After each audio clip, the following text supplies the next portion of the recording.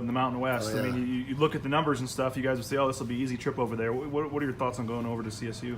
Well, historically our games with Colorado State we've had some crazy ones, and usually right down to the wire. And I always expect nothing less. It's going to be a battle, and we got to have our minds right and ready to go play on the road. It's that time of year where you see some teams heading for the barn and other teams like trying to peak, and we want to be a team that keeps getting better even in late February. They've obviously lost 8 out of 9. You guys are obviously, trying to ascend in the opposite direction. When you see a team that's struggling like that and they're dealing with all this stuff with the coaches and stuff, and you guys are obviously, trying to, do some big things here. How do you kind of look at it because the teams are kind of in opposite spots? Well, number one, like you said, it's a Mountain West road game, so that, that's we know what that is all about. And number two, they've gone through some different things. You don't know, I don't know the inner workings of that team. I don't know where they are mentally or all those things, but you control what you can control, and that's our team, and we're just going to prep the best way we can and go with the most energy we can, and that's what it's about. Does it feel like a completely different year? I mean, you guys played them back in Yeah. December at that point in time. I mean, just for you guys individually, as a team, what has changed, do you feel like, the most since that first meeting? Well, you're right, it does. It feels like you played them in the preseason back in, the tournament in Myrtle Beach or something. I mean, it felt that long ago, but because we played so many games since then, and lots happened to them, lots happened to us, and so you just regroup. It's a new game and a new situation, and like I said, we worry about ourselves and go out and let it rip. Can you remember a time where you played somebody with this much gap, like the first game of the conference and then almost like third to last? I mean, I can't. Yeah. I mean, that this is maybe one of the bigger gaps that we've sometimes seen. it's like 2 weeks and stuff. Yeah. I mean, it's. But I think last year we played San Diego State in the early, and then we played them in the conference tournament. It wasn't a regular game, so Sure. it was kind of a situation like that. Is scouting and game planning a little bit different for them just because of all the turmoil they've had to deal with? Oh yeah, I'm sure. Mike Burns went through something like this at Pacific, and you're undermanned in a little bit, but your focus is probably just on getting your team mentally ready. It's not all the other stuff has to probably get put secondary, but just to get your team in the right place mentally is the most important thing for us always.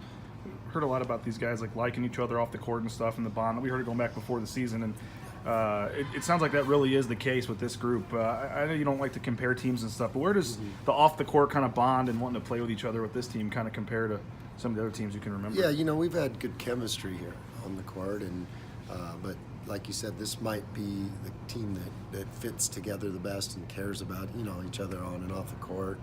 And like I said, you're talking about a high standard because I think all our teams have done that. Well, why do you think that? You got 2 grad transfers that didn't know anybody till the Yeah. summer. I mean, why do you think that is? These guys have kind of gelled. We just got great kids, and they got high character guys, and that's bringing those 2 transfers in, and they were about all the right things. They're about the team, they're about winning, they're about representing the right way, and so that's when you get a bunch of guys with really good intentions, and I think they all hit it off and they all care about each other, and that's why they want to do it. Going back to your transfers, what was the pitch that you gave them to, hey, come out here to Boise State, we got something special for you? Well, first, you don't want to take a guy that you don't want to promise a kid that like you're going to come here and start here, and then they don't because they have one chance. And so we saw opportunity for both of them, and that's playing time is what's important to him. And like Christian's situation, he had all kinds of places he could go, and I think he saw the opportunity to win and opportunity for him to be a big part of what we do here, and I think Lexus felt the same way. Did both of those players exceed their expectations that what you expected out of them? Yeah, I mean, I had high expectations for him, and Christian had a long history of starting in the Atlantic 10, which is a great league, and when we got him, I remember coaches in the Atlantic 10 were telling me, you got one of the top 15 players in the league. I mean, he's really good. So you get that, you get a pretty special guy. And same with Lexus. The thing about Lexus is, he had been coming off injuries and stuff, but you saw on film that you're like, man, this kid looks like he's better than what his numbers tell you. And then when you got to know him, you're like, wow, that's a high character kid, and he fit in just perfectly. this time of the year, maybe you guys are trying to get beat up a little bit, worn down. And how are you guys doing at this point in time? Plus, just with the schedule, do you like how it's laid out, where you get Colorado State, but then you guys have a nice little gap again? Yeah, it seems like that's a great time to have it. You know, I mean, UNLV, like, they had both their buys within the first, like, 3 weeks. I mean, that's rough. And then that makes for a long, long grind. And, you know, I think they're more valuable. Your team needs them, your bodies need them, your minds need them later in the year. So, you know, given the choice, but you don't get the choice, that's when you'd like to have them.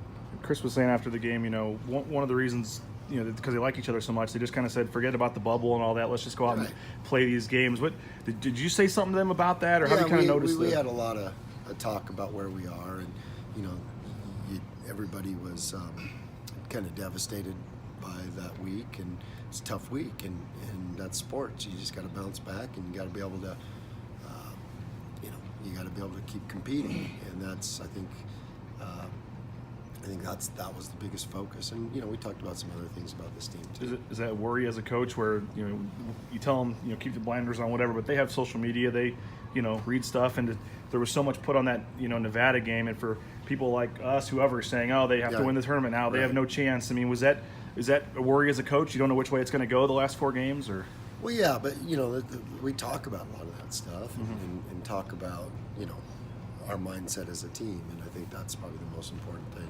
And you know, now you got another opportunity, and you have 21 wins, and you know, you're still heading where you got 3 more games ahead of you, and then the conference tournament. So there's a lot to still accomplish. As you watch the college basketball landscape, do you think this is an NCAA tournament team? Yeah, I do, and I think you know, I've got that from a lot of people. I mean, you know, I remember one year we played Memphis when I was at Gonzaga, and Memphis hit a buzzer beater, and you know, both teams were kind of on the, you know, the proverbial bubble, and Calipari said to us, so because we made that buzzer beater, we're an NCAA tournament team and you're not, or if we miss that, you're an NCAA tournament and we're not. I mean, I think that's what's kind of crazy about it. Like, and you can talk about Chandler's last shot. Like, he makes that last shot, we're NCAA worthy. You know, it's just funny that way how it won. But when you watch the game, I think the look tests tell you that that's it. Do you think the committee watches enough of your games that they're going to give you a fair? I mean, the numbers are what they are, the quadrants and all that stuff. I mean, you guys just don't have a ton of chances to get big wins. I mean, do you think that do you have faith, I guess, that the committee is going to give you the eye test and take a chance and look at your games? And you don't, you know, first of all, like I said, there's a lot left to play out, so we'll see that. But you know, you just don't know what's going on all around the country and what they truly are going to value the most. You know, do they? You know, in the old days, they used to put last 10 games up there. What if they're doing that? What does that do to different teams? You know, so I don't know.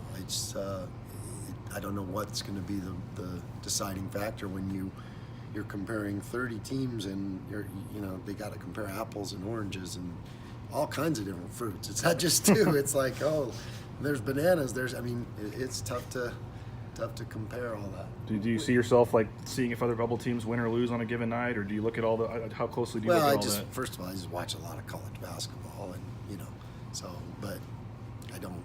I remember one year, like 15 years ago, when I was analyzing it all, and okay, if this happens, it was torture.